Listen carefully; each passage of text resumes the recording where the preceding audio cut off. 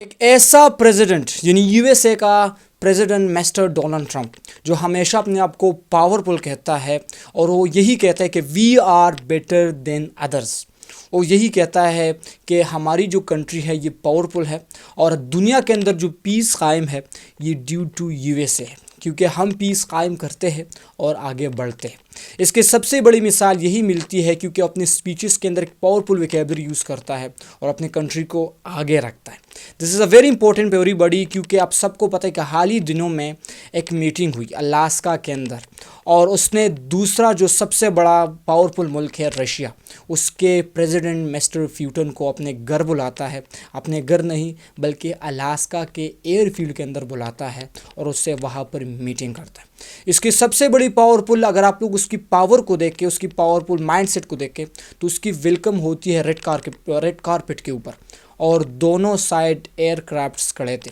F-22 رابٹرز دونوں side کھڑے تھے اور وہ جہاز سے اترتا ہے اور اس جہازوں کے درمیان آتا ہے اور اس کے ساتھ B-2 بمبر طیارہ ہواؤں میں آگے بڑھتا ہے. This is a very important for everybody, کیونکہ ڈونلڈ ٹرمپ وہاں پر بھی اپنی پاور کو شو کر رہا ہے مسٹر پیوٹن کو کہ میں پاورفل ہوں آپ سے، کیونکہ میں نے تجھے بلایا ہے الاسکا کے اندر، یہی میرا پاور ہے. کیونکہ الاسکا کو جو ایئر فیلڈ ہے یہ دنیا کا سب سے بڑا ایئر فیلڈ ہے اور اس کے اندر وہ میٹنگ کرتا ہے. یہ میٹنگ کیوں ہوا، اس کے کیا وجوہات تھے، it's very important for everybody. اس کے سب سے بڑی وجوہات یہ تھے کہ آج سے 4-5 مہینے پہلے جو یوکرین کے پریزیڈنٹ تھے وہ گئے تھے کہا یو ایس اے، اور وہ یو ایس اے گئے تھے اس چیز کے لیے کہ ہم نے پیس قائم کرنا ہے، ہم نے جو ہے جو یوکرین رشیا وار ہے اس کو روکنا ہے آپ نے، اور ہم نے جو ہے پیس قائم کرنا ہے اور اس جنگ کو ختم کرنا ہے. تو اس سلسلے میں اس وقت جو تھا مسٹر ڈونلڈ ٹرمپ وہ جو ہے پریزیڈنٹ یوکرین کے ساتھ وہاں پر ڈیل نہیں ہوتا، کیونکہ اب سب نے وائٹ ہاؤس کی جو تھی وہ انٹرویوز دیکھی تھی. اس کے ساتھ ساتھ ابھی یہ ریسنٹلی کیوں گیا پیوٹن یو ایس اے، اس کی سب سے بڑی مثال تھی پیس قائم کرنا، یعنی یوکرین رشیا وار کو ختم کرنا اور اس کو ڈیل کے اوپر سائن کرنا اور اس جنگ کو ختم کرنا تھا. ابھی اس کی سب سے بڑی اگزامپل یہ ہے کہ پیوٹن یو ایس اے کیوں گیا. تو اگر میں آپ کو بتاتا چلوں، یو ایس اے اس لیے گیا کیونکہ جو پریزیڈنٹ آف یوکرین تھا وہ یورپ آیا تھا، اور یورپ کے اندر اس نے فرانس کے پریزیڈنٹ اور اس کے ساتھ ساتھ انگلینڈ کے جو پرائم منسٹر ہے اس کے ساتھ یہ ڈیل کی تھی کہ